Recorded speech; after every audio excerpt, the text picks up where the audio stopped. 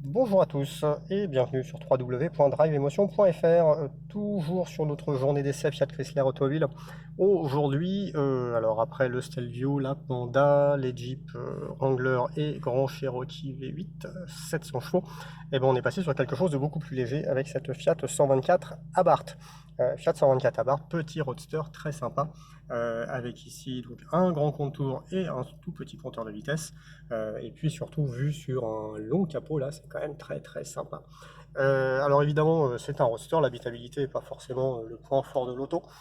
Deux passagers y trouveront leurs aises, encore qu'il y a une grosse console centrale là, qui prenne beaucoup de place, avec pareil un frein à main, alors là qui le coup est côté passager, donc un petit peu compliqué à aller chercher des fois.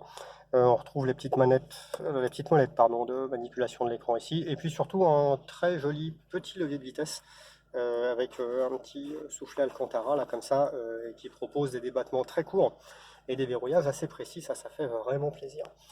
Mais ce qui fait vraiment plaisir dans cette auto, alors c'est pas tellement la qualité de finition, très moyenne. On voit, par exemple ici là on a des petits ajustements qui sont, alors après c'est peut-être une version d'essai qui a peut-être un peu souffert, voilà déjà ça va mieux.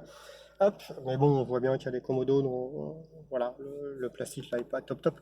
Mais ce qui justifie vraiment l'achat de cette auto, c'est le moteur. Voilà, je vous fais écouter ça.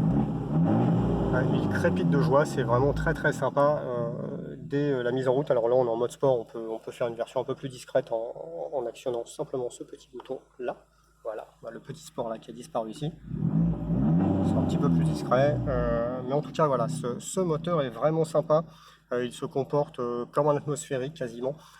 Pas trop de temps de réponse, un joli petit bruit, une voix assez caverneuse là sur les côtés de 3-4 000 tours.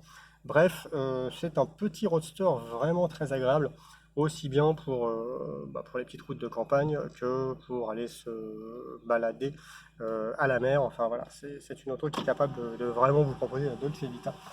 Ils savent faire, même si l'ADN n'est pas spécifiquement italien sur cette auto, on en reparlera dans l'essai. Mais il y a vraiment tout le charme de l'Italie et de ce que, même de l'ancienne 124 d'ailleurs, l'ancienne Fiat 124, on avait un peu ces sensations-là en termes de châssis, de comportement, c'était moins efficace, mais voilà, on retrouve le grand capot et on retrouvait un petit peu un comportement comme celui de la nouvelle version. L'essai, évidemment, la petite prise en main à retrouver sur www.driveemotion.fr.